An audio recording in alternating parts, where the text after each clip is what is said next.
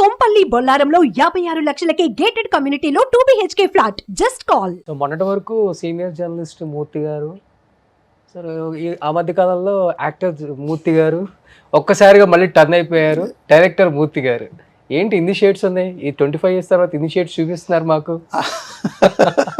అట్లేం లేదు. నాకు స్పెసిఫిక్ రీజన్ అలేం లేదు.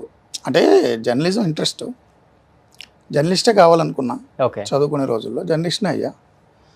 బట్ నేను పెరిగింది గోదావరి జిల్లాలో కాబట్టి సినిమా ఇన్ఫ్లుయెన్స్, నాటకం ఆ ఇన్ఫ్లుయెన్స్ చాలా ఉంటుంది. నేను కాలేజీలో కూడా నాటకాలు వేసా. మా తెలుగు లెక్చరర్, ప్రముఖ కవి విమర్శకుడు అద్దేపల్లి రామ్మోహన్ రావు, ఆయన శిష్యుడు నేను. సో ఆయన నేతృత్వంలో కొన్ని నాటకాలన్నీ వేసేవాళ్ళం. ప్లస్ నేను చిరంజీవి గారి ఫ్యాన్స్ కీ మెంబర్ని. మీరు కూడా కాకినాడలో. ఓ యా, తెలుసా చిరంజీవి గారికి తెలుసు. మన టీజర్ ఆయనే లాంచ్ చేశారు. ఓకే.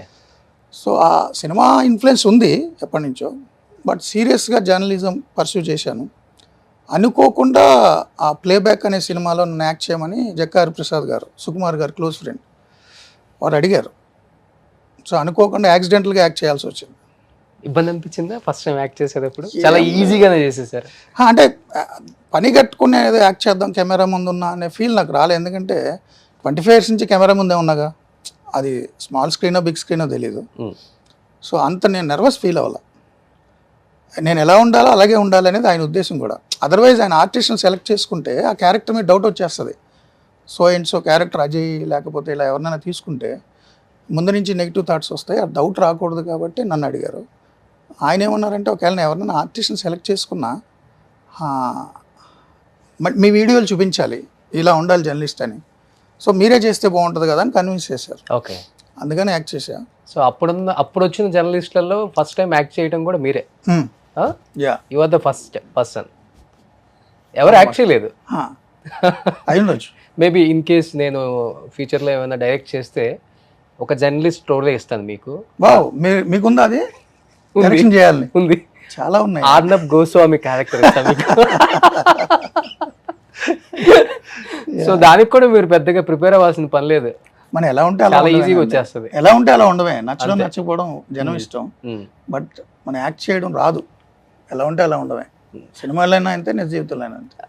అంటే టు బి హానెస్ట్ గా చెప్పండి, ఆయన ఇన్ఫ్లుయెన్స్ మీ మీద ఏమన్నా కొద్ది గొప్ప ఉందంటారా? ఎవరిది? ఆర్నబ్ గోస్వామిది. లేకపోతే తెలుగులో మూర్తి అనే ఒక వ్యక్తి ఇక్కడ ఒక ఆర్నబ్ గోస్వామి అవ్వాలని ట్రై చేశారా? లేదు, ఒకనొక టైంలో మీ లైవ్స్, మీ డిబేట్ చూసినప్పుడు తెలియకుండా ఫీలింగ్ వచ్చేది. నో అంటే నేను 95 నుంచి జర్నలిజంలో ఉన్నా. So Arnab Goswami NDTV, times now, ఆయన కూడా చాలా ఏళ్ళ నుంచి జర్నలిజంలో ఉన్నారు. బట్ మీకు తెహల్కా స్పై క్యామ్, సీక్రెట్ కెమెరాలు రాకముందే ఓకే, నేను విజయవాడ రిపోర్టింగ్లో కెమెరాని సీక్రెట్గా పెట్టి, కూరగాయల బుట్టలు ఉన్నాయనుకోండి, ఆ టమాటాలు, ఆ వంకాయలు, ఆ ఆనపకాయలు మధ్యలో కెమెరా పెట్టి నేను సీక్రెట్గా చాలా స్టింగ్ ఆపరేషన్ చేశాను. ఓకే. సో తెహల్కా అనేది దేశంలో స్పై క్యామ్ అనే ఇష్యూతో వచ్చింది.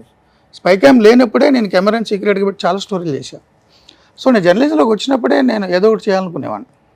ఈటీవీలో ఉన్నప్పుడే నేను చాలా స్టింగ్ ఆపరేషన్లు చేశాను, చాలా డైనమిక్ జర్నలిజం చేశాను.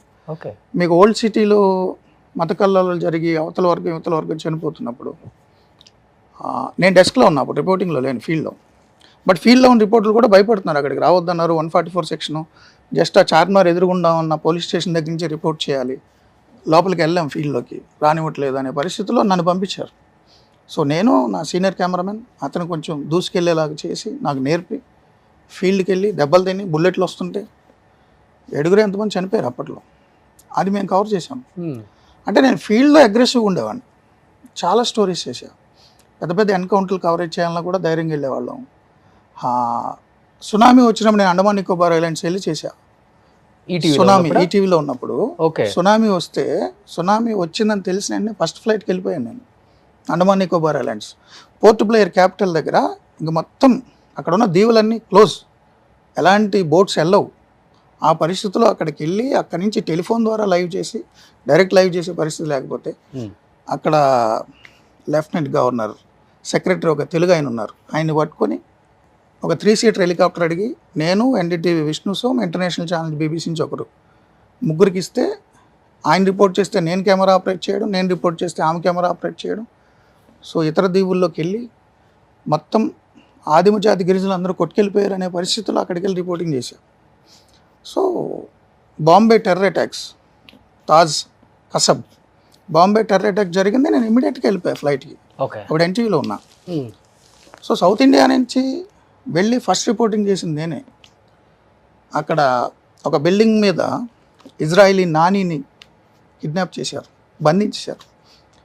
దానికి ప్యారలల్ బిల్డింగ్ ఏం లేదు, కింద నుంచి అందరు రిపోర్ట్ చేస్తున్నారు.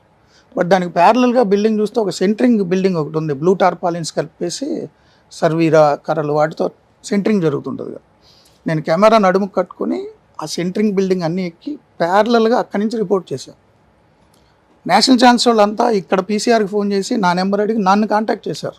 అసలు ఎక్కడి నుంచి చేస్తున్నాడు రిపోర్టింగ్ అతను. సో నేను ఫీల్డ్లో ఉన్నప్పుడు అగ్రెసివ్గా ఉండేవాడిని. స్టూడియోకి వచ్చిన తర్వాత అదే అగ్రెషన్ కంటిన్యూ అయ్యింది.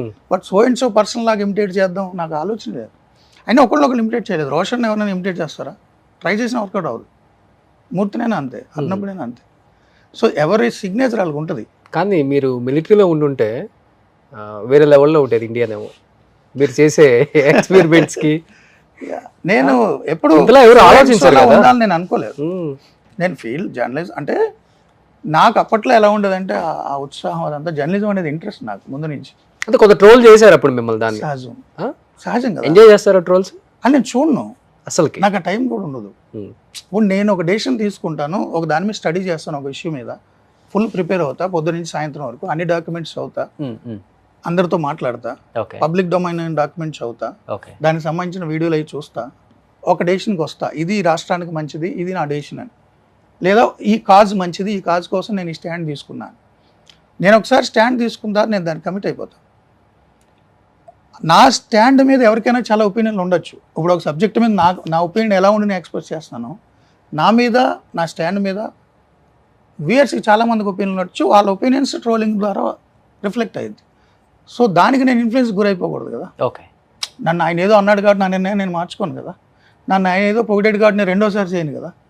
సో అది వాళ్ళ ఇష్టం, నేను పట్టించుకొని నేను చూడండి. అంటే ఎక్కడో ఒక పాయింట్ ఆఫ్ టైంలో నాకే అనిపించింది, అర్నబ్ గోస్వామి లాగా ట్రై చేస్తున్నారు బాగా, ఈయన కూడా గట్టిగా వాదిస్తున్నారు.